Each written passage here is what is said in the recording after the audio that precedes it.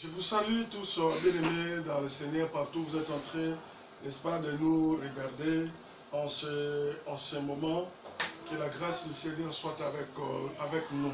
Nous allons lire un passage biblique dans Psaume chapitre 107, le verset 13. Il est écrit ceci: dans leur détresse, ils crièrent à l'Éternel et il les délivra de leur angoisse. Vous savez, dans leur détresse, dans leur douleur, dans leur maladie, ils crièrent à l'Éternel. Ils ne sont pas allés, n'est-ce pas, chercher la solution ailleurs. Ils ne sont pas allés chercher la solution auprès de qui que ce soit. Lorsqu'ils se sont sentis, n'est-ce pas, dans la détresse, lorsqu'ils se sont sentis affligés, lorsqu'ils se sont sentis entourés, n'est-ce pas, de maladies, lorsqu'ils se sont sentis comme nous, on est vraiment entourés d'une pandémie que nous appelons tous coronavirus. Alors, vraiment, ce n'est pas un bon moment. C'est pas un bon moment. C'est un moment où nous devons tous crier vers l'Éternel. Là où vous êtes en train de nous regarder, là où vous êtes en train de nous suivre, bien-aimés dans la foi, nous n'avons pas un autre remède. Vous savez, Dieu est capable de tout. Dieu est celui qui nous aide. Dieu est celui qui nous épargne de tout malheur, de tout danger. Tout ce que je vous demande, comme on est dans la détresse, comme on est dans la douleur, comme il y a la pandémie de coronavirus, maman, là où vous êtes, papa, là où vous êtes, mes bien-aimés, là où vous êtes, n'est-ce pas, constituez un groupe de prière. Constituez un groupe de prière. Écoutez, même dans la Bible, vous allez voir, lorsqu'on a célébré la Pâque, ils ont commencé avec l'agneau. Et cet agneau, on l'immolait dans chaque famille. Ça veut dire que la famille est une série de bases.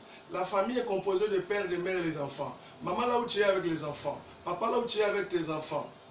Je ne sais pas moi, peut-être que vous êtes là, vous êtes sans père, vous êtes orphelin, vous êtes entre frères et sœurs et tout. Vous êtes une famille. Alors les moments tels que celui-ci, bien aimé, c'est un moment où vous devez vraiment vous concentrer dans la prière. Peut-être que vous n'avez pas eu le temps de faire une prière ensemble, de faire une retraite de famille ensemble.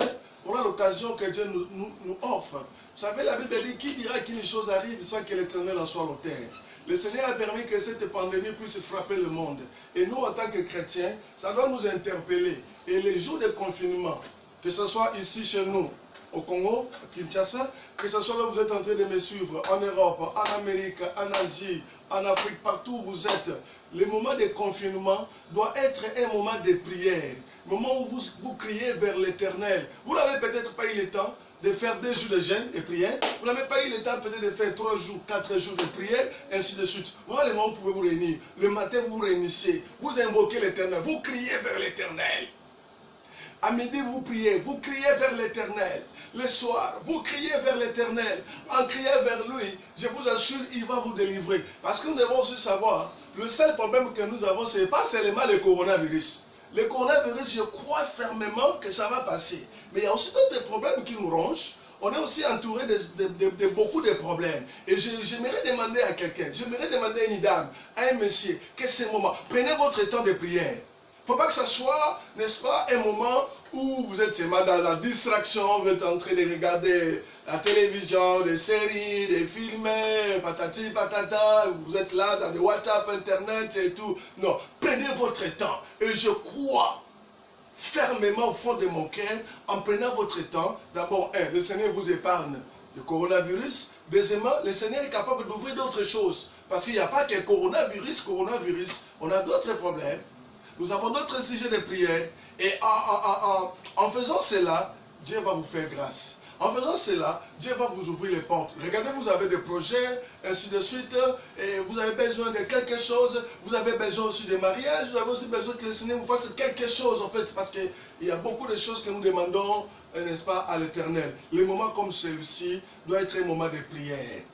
Un moment de prière, un moment de supplication, un moment de méditation. Vous partagez même la Bible en famille, vous faites des partages bibliques en famille. Ainsi, le Seigneur vous bénira. Ainsi, sa protection. N'oubliez pas qu'il est écrit que ce livre de la loi ne s'éloigne point de ta bouche. Médite-les jour et nuit. Vous n'avez pas eu le temps de méditer la Bible jour et nuit à cause de vos occupations, à cause de votre travail, à cause de ceci, à cause de cela. Mais Dieu a permis aussi que nous soyons confinés parce qu'il n'y a jamais eu un hasard à l'Éternel. Dieu voulait, il savait, il connaissait que, n'est-ce pas, on devait passer des moments de confinement, alors suite, n'est-ce pas, au coronavirus. Mais au moins, et tant que nous, enfants de Dieu, ça va nous interpeller. Le Seigneur va beaucoup nous parler, le Seigneur va beaucoup nous orienter, le Seigneur va beaucoup... Et vous verrez que cette allure de prière que vous allez adopter pendant les moments de confinement, ça va, en fait, ça va demeurer, ça sera maintenant une habitude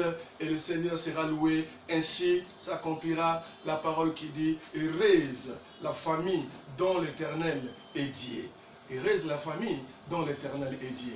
Voilà pourquoi, bien aimé, en fait, c'est une simple exhortation que j'avais, un simple conseil que j'avais, n'est-ce pas, à vous donner en ce moment difficile, à ce moment de détresse, à ce moment où il y a, on vit, le monde est en train, n'est-ce pas, de bouger, de basculer à cause de cette pandémie-là. Prenez votre temps de prier, surtout n'oubliez pas de prier, n'oubliez pas de vous réunir en famille dans la prière, n'oubliez pas de vous réunir en famille dans la méditation de la parole, ainsi vous vivrez la main du Seigneur. Que le Seigneur vous bénisse.